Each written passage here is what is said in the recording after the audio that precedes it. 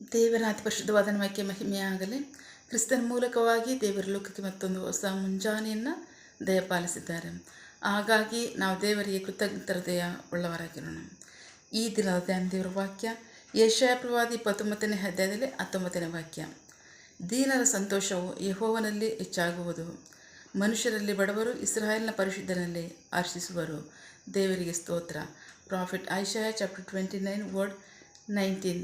Poor and humbly people will once again find the happiness which the Lord, the holy God of Israel gives. ದೇವರಿಗೆ ಸ್ತೋತ್ರ.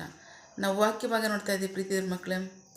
ದೀನರ ಸಂತೋಷವು ಯೆಹೋವನಲ್ಲಿ ಹೆಚ್ಚಾಗುವು, ಮನುಷ್ಯರಲ್ಲಿ ಬಡವನು ಇಸ್ರಾಯೇಲಿನ ಪರಿಶುದ್ಧನಲ್ಲಿ ಹರ್ಷಿಸುವರು. ದೇವರಿಗೆ ಸ್ತೋತ್ರ.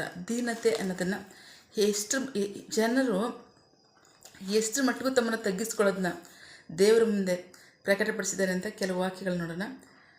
ಕೀರ್ತನೆಗಳ ಪುಸ್ತಕ 123ನೇ ಅಧ್ಯಾಯದಲ್ಲಿ 2-3ನೇ ವಾಕ್ಯ ನೋಡೋಣ. Sam's 123 word 2 and 3. ಈಗ ದಾಸನ ಕಣ್ಣುಗಳು ತಮ್ಮ ಯಜಮಾನನ ಕೈಯನ್ನು, ದಾಸಿಯ ಕಣ್ಣುಗಳು ತನ್ನ ಯಜಮಾನಿಯ ಕೈಗಳನ್ನು ನೋಡುವ ಪ್ರಕಾರವೇ ನಮ್ಮ ಕಣ್ಣುಗಳು ನಮ್ಮ ದೇವರಾದ ಯೆಹೋವನಿಗಾಗಿ ಆತ ನಮ್ಮನ್ನು ಕರುಣಿಸುವವರೆಗೂ ಕಾಯುತ್ತವೆ. ದೇವರಿಗೆ ಸ್ತೋತ್ರ.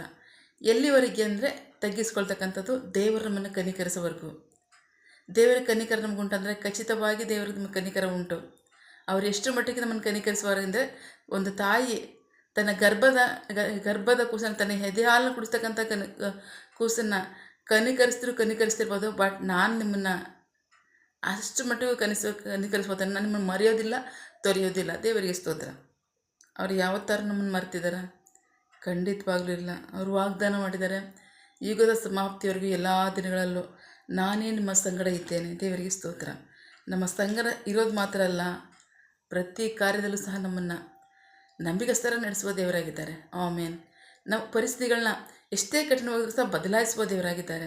ಅಷ್ಟು ಮಾತ್ರ ಅಲ್ಲ, ಕಠಿಣವಾದಂಥ ಮಾರ್ಗಗಳನ್ನ ನಮಗೆ ಸರಾಗ ಮಾಡಿ ನಮ್ಮನ್ನು ಬಿಡಿಸುವ ಆತನು ದೇವರಾಗಿದ್ದಾನೆ. ದೇವರಿಗೆ ಸ್ತೋತ್ರ.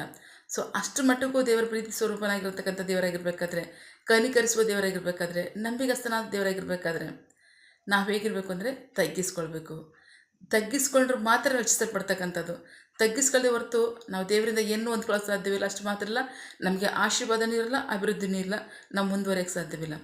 ನಾವು ತಗ್ಗಿಸ್ಕೊಂಡಾಗ ಮಾತ್ರವೇ ನಮಗೆ ದೇವರ ಪ್ರೀತಿ, ದೇವರ ಸಂರಕ್ಷಣೆ, ದೇವರ ಆದರಣೆ, ದೇವರ ಸಹಾಯ, ದೇವರ ಆಶೀರ್ವಾದ, ದೇವರ ಮುನ್ನಡೆಸುವಿಕೆ ನಮಗೆ ಬರಲಿಕ್ಕೆ ಸಾಧ್ಯ. ಸೊ ಹಾಗಾಗಿ ಪ್ರೀತಿಯ ಮಕ್ಕಳೇ, ತಗ್ಗಿಸ್ಕೊಳ್ಳೋದೇ ಆಶೀರ್ವಾದವಾಗಿದೆ.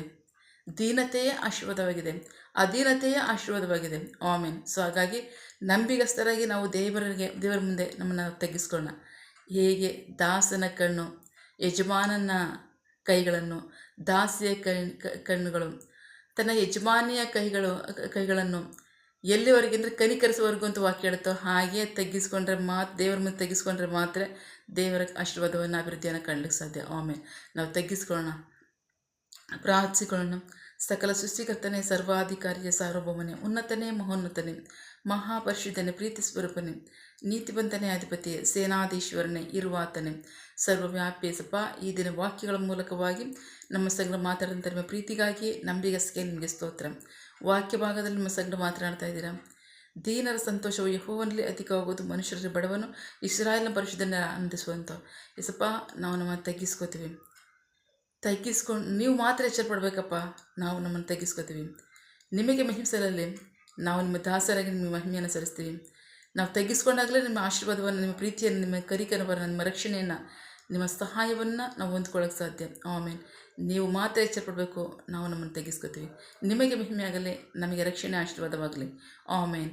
ನಿನ್ನ ಜನರು ಕೈ ಮಾಡ್ತಕ್ಕಂಥ ಕೆಲಸವನ್ನು ಆಶೀರ್ವದಿಸು. ಅವರ ಅಗತ್ಯಗಳನ್ನ ಪೂರೈಸು, ಕೊರತೆಗಳನ್ನ ನೀಗಿಸು. ಆಮೇನ್. ಯಾವ ಕಾರ್ಯದಲ್ಲಿ ಅವರು ನಿರೀಕ್ಷೆಯುಳ್ಳವರಾಗಿದ್ದಾರೆ. ಮಕ್ಕಳ ವಿದ್ಯಾಭ್ಯಾಸ, ಆರೋಗ್ಯ, ಅವರ ಜೀವನ ಅವಶ್ಯಕತೆಗಳ, ಯೌವನಸ್ಥರ ವಿದ್ಯಾಭ್ಯಾಸ, ಆರೋಗ್ಯ, ಅವರ ಜೀವನ ಅವಶ್ಯಕತೆಗಳ, ಕೆಲಸ, ಬಿಸ್ನೆಸ್, ಸೇವೆ, ವಿವಾಹ ಕಾರ್ಯಗಳು, ವಯಸ್ಸಾದವರ ಜೀವನ ಅವಶ್ಯಕತೆಗಳ, ಆರೋಗ್ಯ, ಯಾವ ಕಾರ್ಯದಲ್ಲಿ ಅವರು ನಿರೀಕ್ಷೆಯುಳ್ಳವರಾಗಿದ್ದಾರೆ, ಆ ಕಾರ್ಯದಲ್ಲಿ ತಕ್ಕ ಸಮಯದಲ್ಲಿ ನಿಮ್ಮ ಚಿತ್ತಾನುಸಾರಗಳನ್ನು ಹೊಂದ್ಕೊಳ್ಳಿ. ಆಮೇನ್. ನೀವು ಹಾಗೆ ಮಾಡೋ ಪ್ರೀತಿಗಾಗಿ, ನಂಬಿಗಸ್ತಿಗೆ ನಿಮಗೆ ಸ್ತೋತ್ರ.